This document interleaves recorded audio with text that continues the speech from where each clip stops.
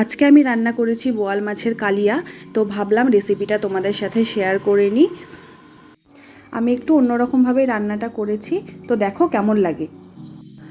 প্রথমে মাছগুলোকে আমি ভালো করে ধুয়ে লবণ, হলুদ এবং সরষের তেল মাখিয়ে রেখে দিয়েছিলাম বেশ কিছুক্ষণ। কারণ বোয়াল মাছ ভাজার সময় প্রচণ্ড ফেটে ফেটে যায়, তেল ছিটকায়, সেজন্য আমি ম্যারিনেট করে কিছুক্ষণ রেখে দিয়েছিলাম।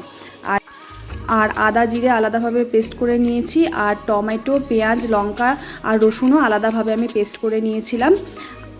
মাছের কালিয়াতে যেহেতু আমি একটু আলু অ্যাড করেছি, সেই জন্য কিছুটা পরিমাণ আলু আমি টুকরো করে কেটে লবণ মাখিয়ে বেশ কিছুক্ষণ রেখে দিয়েছিলাম, কারণ কম সময়ের মধ্যে আলুটা ভাজা হয়ে যাবে সেই জন্য।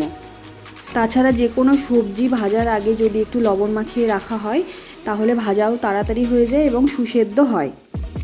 তো দেখো আমি কি করে রান্নাটা করছি। আমি পুরো রান্নাটাই সর্ষের তেল দিয়ে করব, তাই প্রথমে সর্ষের তেল আমি দিয়ে দিচ্ছি। তেল ভালোভাবে গরম হয়ে গেলে মাছগুলোকে দিয়ে দেব। ভালো করে ভেজে নিতে হবে মাছগুলো।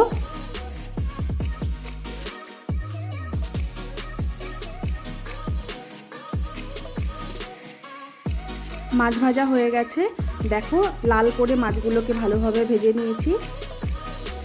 মাছ ভাজার তেলের মধ্যে যেহেতু রান্নাটা হবে, সেই জন্য আমি ওই তেলেই ফোড়ন দিয়ে দিয়েছি। এরপর আলুটাকে একটু ভেজে নিতে হবে, দুই একবার নাড়াচাড়া করে নিয়ে আদা জিরে বাটাটা আমি দিয়ে দিয়েছিলাম। এরপর কষিয়ে নিয়ে একটু হালকা কষিয়ে নিয়ে দিয়েছিলাম পেঁয়াজ রসুনের যে পেস্টটা বানিয়ে রেখেছিলাম সেটা দিয়ে দিয়েছিলাম। তারপর আমি দিয়েছিলাম একটু লবণ, একটু হলুদ, একটু চিনি আর গুঁড়ো মশলা। এরপর ভালোভাবে কষিয়ে নিতে হবে। কষানো হয়ে গেলে দিতে হবে জল, পরিমাণ মতো জল দিতে হবে।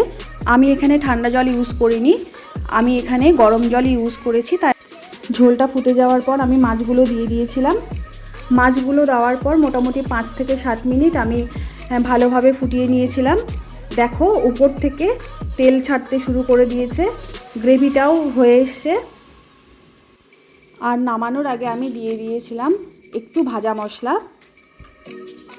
নামানোর আগে যে কোনো তরকারিতে যদি একটু ভাজা মশলা দেওয়া হয় তো টেস্ট, গন্ধ দুটোই খুব ভালো হয়। তো দেখো রান্না আমার কমপ্লিট হয়ে গেল। দেখো কেমন লাগলো। যদি তোমাদের ভালো লাগে আমার এই ভিডিওটি, তাহলে অবশ্যই আমার সঙ্গে থেকো, সাপোর্ট করো, আমার চ্যানেলকে সাবস্ক্রাইব করে দিও।